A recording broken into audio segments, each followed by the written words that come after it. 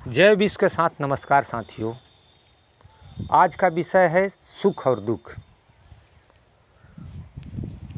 यह बहुत महत्वपूर्ण तथ्य है कि सुख और दुख मनुष्य के जीवन में सुख और दुख ये बहुत महत्वपूर्ण पहलू हैं। तो इस विषय में आप लोग को मैं बता दूं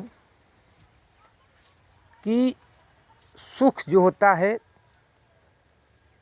समृद्धि से सुख नहीं हो पाता है। ऐसा नहीं है कि बहुत सारे लोग अमीर हो जाएं, करोड़पति अरबपति हो जाए तो आदमी का सुख मिल जाता है। ऐसा कुछ नहीं है। सुख एक आंतरिक अनुभूति का भी नाम है। सुख जो है एक आंतरिक अनुभूति का नाम है और आंतरिक अनुभूति मनुष्य को तब प्राप्त होती है जब व्यक्ति खुद को दर्शन प्राप्त कर लेता है, खुद को देखना होता है। इसीलिए बहुत महान लोगों ने कहा है कि जो व्यक्ति अपने अंदर प्रवेश नहीं किया, अपने आप को नहीं देखा, वह ईश्वर को नहीं देख सकता है। जब तक मनुष्य स्वयं को नहीं जान सकता है तब तक वह ईश्वर को नहीं जान सकता है। ईश्वर को जानने के लिए पहले स्वयं को जानना होता है। अतः स्वयं का जो दर्शन है सबसे बड़ा दर्शन है। स्वयं को जानना, स्वयं को देखना, स्वयं को पहचानना। ऐसी स्थिति में क्या हो जाता है कि मनुष्य जब स्वयं को देख लेता है, स्वयं को पहचान लेता है, उस स्थिति में मनुष्य पूरे जगत को समझ लेता है। जगत का जो यथार्थ है उस बिंदु को समझ लेता है मनुष्य। और उस बिंदु को समझने के उपरांत मनुष्य संसार में क्या दुख है, क्या सुख है, तमाम विषयों को वो हासिल कर लेता है, तमाम विषयों से अवगत हो जाता है। ऐसी स्थिति में वह एक तौर पर कहा जाए तो अपने आप में एक ज्ञाता हो जाता है, एक पंडित हो जाता है, एक ज्ञानी हो जाता है। वह सुख दुख को भली भांति समझने लगता है। वह चाहे तो अपनी अनुभूति से, अपने ज्ञान से वो सुख को अनुभव कर सकता है, वह सुख को भी प्राप्त कर सकता है। जब संसार का व्यक्ति यथार्थ समझ लेता है, जब व्यक्ति पंडित हो जाता है, जब व्यक्ति समझदार हो जाता है, तो उसके द्वारा सुख और दुख चाहना बहुत हद तक उसके अपने बस की बात हो जाती है। तो लेकिन यहाँ ये भी मैं उजागर कर देना चाहता हूँ, मनुष्य जैसे ही अपने आप का दर्शन प्राप्त कर लेता है, मनुष्य अपने आप को जब समझ लेता है, तो उसी क्षण वह संसार को भी देखने लगता है और संसार से भी अवगत हो जाता है। और संसार में देखता है कि संसार में इतनी अज्ञानता भरी पड़ी है, लोग इतने बेवकूफ़, इतने मूर्ख हो गए हैं कि अपना जीवन जीना भूल गए हैं। मनुष्य का यथार्थ जो है, जो जीवन का यथार्थ है, जीवन का यथार्थ यही है कि मर जाना है एक दिन। चाहे कोई व्यक्ति हो, राजा हो, रंक हो, सबको एक दिन मर जाना है। यहाँ तक कि कोई आदमी अपने धन के मद में वो घमंडी हो जाता है, अहंकारी हो जाता है। चाहे कोई शक्ति प्राप्त कर लेता है, राजनीतिक शक्ति प्राप्त कर लेता है, वो अपने आगे किसी को नहीं समझने लगता है। लेकिन ये समझने योग्य तथ्य है कि उसको भी उस व्यक्ति को समझना चाहिए कि मुझ में और दूसरे व्यक्तियों में कोई ज़्यादा का अंतर नहीं है।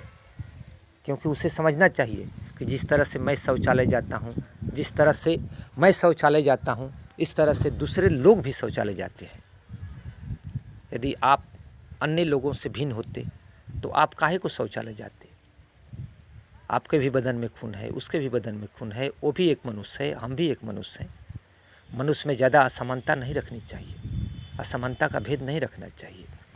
और दूसरी बात, जब व्यक्ति ज्ञानी हो जाता है, समझ लेता है कि संसार में इतने मूर्ख टाइप के लोग हैं, मूर्खता से भरी संसार है, तो ऐसी स्थिति में मनुष्य अत्यंत दुखी हो जाता है, बहुत दुखी होता है।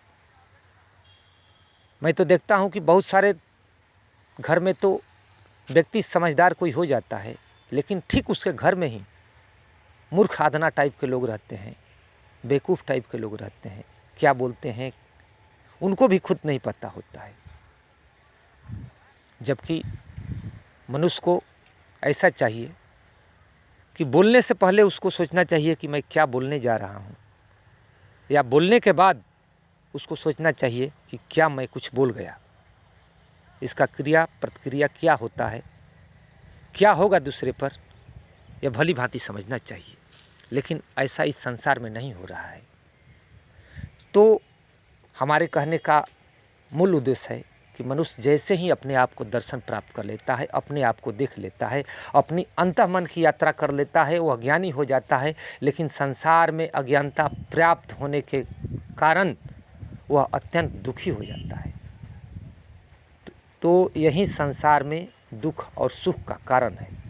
संसार में दुख भी व्याप्त है और सुख भी व्याप्त है।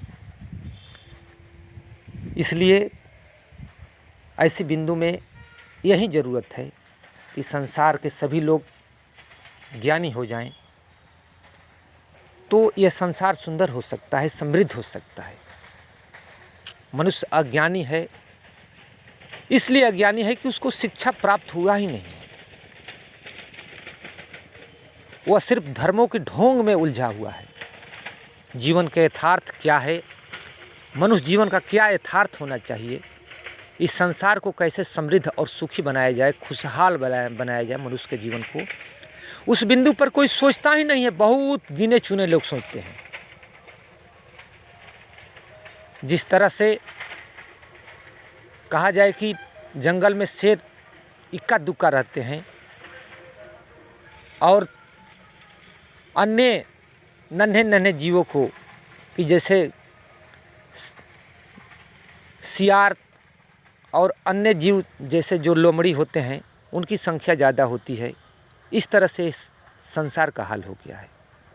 यह मात्र शिक्षा का कारण। जिस तरह से मनुष्य अज्ञानी हो जाए तो उसे कुछ नहीं दिखाई देता है, वो कुछ नहीं समझ पाता है कि क्या मैं बोल पा रहा हूँ, क्या मैं बोल रहा हूँ। जबकि बोलने से पहले उसको सोचना चाहिए। मनुष्य को अपने अंदर की यात्रा बाहर की यात्रा से कहीं ज़्यादा ज़रूरी होता है। अतः मैं वीडियो को लंबा नहीं बनाते हुए मैं तमाम विश्ववासियों से यही कहूँगा कि आप अपने बोलने से पहले समझिए कि मैं क्या बोल रहा हूँ, या बोलने के उपरांत समझिए कि क्या मैं कुछ बोल गया। और उससे भी महत्वपूर्ण बात, आप जहाँ हैं वहाँ वर्तमान में रहना सीखिए, क्योंकि ऐसा भगवान बुद्ध कहते हैं कि वर्तमान में रहना सीखिए। आदमी क्यों किसी की बात भली भांति नहीं सुनता है, क्यों किसी की बात भली भांति नहीं समझ पाता है, क्योंकि वो रहता है कहीं और चला जाता है कहीं। उसका तन कहीं रहता है और मन कहीं रहता है। ऐसी स्थिति में वह किसी की बात को अच्छी तरह नहीं सुन पाता है। और जब तक आदमी अच्छी तरह से बात नहीं किसी का सुने, अच्छी तरह से किसी के बात नहीं समझे, तो अज्ञानी हो ही नहीं सकता है, वो समझदार हो ही नहीं सकता है। ज्ञानी होने के लिए आदमी को पहले मूल रूप से अच्छा एक आदर्श श्रोता बनने की आवश्यकता होती है। जब तक आदमी किसी की बात को भली भांति नहीं सुनेगा, गहराई से नहीं सुनेगा, तो वह गहराई में उतर ही नहीं सकता है। उथला आदमी उथला बोलता है, उथला सुनता है, उसका जीवन उथला होता है। एक जो गहरा आदमी होता है उसके हर चीज़ में गहराई होती है, उसका बोलना, उसका सुनना, उसका समझना, उसका करना। तो मैं इस विश्व के तमाम लोगों से यही गुजारिश मैं करूँगा, यही मैं निवेदन करूँगा कि आप लोग संसार को समृद्ध बनाने में थोड़ा ध्यान लगाइए, अंदर और बाहर की यात्रा कीजिए। धन्यवाद। जय विश्व।